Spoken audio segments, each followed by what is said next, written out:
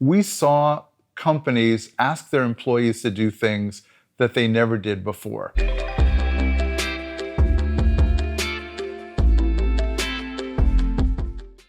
As talent marketplaces have grown over the last few years and really accelerated in the last year or two, and I also believe will accelerate even much more in the next year or two, we've seen some dramatic impacts on organizations and employees. I think we have to go back to where we start this discussion.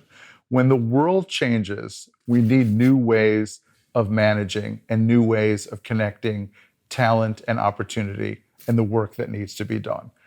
The world is faster. The world is less predictable.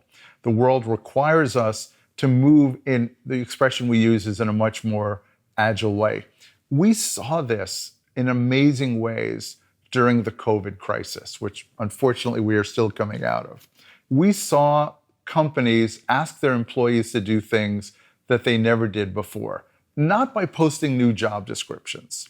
When the automotive industry was challenged and took up the challenge of not only building automobiles, which is what they do, a very complicated machine with 2,000 parts, but they also took up the challenge to create another machine, a ventilator, with 700 parts. And as far as I know, there are relatively few pieces in common between an automobile and a ventilator. But this is a really interesting example of what talent marketplaces are about. They are about the potential that's in the workforce that we have. We had a need, we had a demand that was stated by business leaders, and we said to the workforce, what capabilities do you have, what interests do you have in order to allow us to accomplish this new mission? They did not send out a bunch of job descriptions and say, we need hundreds of ventilator designers, we need hundreds of ventilator manufacturers and distributors. They said, these are the core capabilities we need. Can you do this? Do you want to do this? Right?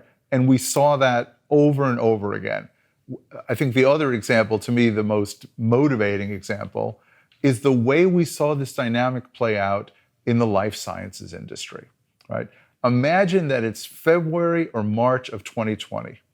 And you get a call from the CEO of your company, a life sciences pharmaceutical company, and you're the head of therapeutics and vaccines.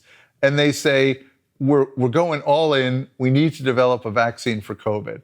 You can't call the HR department and say, send me up 1,000 resumes of respiratory COVID vaccine experts, because they didn't exist, right? We were looking at a new problem. So we reached the people that were working on this. The people that were working on this reached out to vaccine specialists, respiratory specialists, oncology specialists, diabetes specialists, but people who understood the biology and the immunology that was at the core of building a new solution.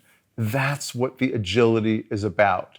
It's about finding the skills and capabilities in our organization to solve new problems quickly and define that capability and deploy it quickly. We saw that during the COVID period, right? And companies that can bottle that so that they can lead and manage their talent workforces this way going forward will have an advantage. How do you bottle it? You implement a talent marketplace.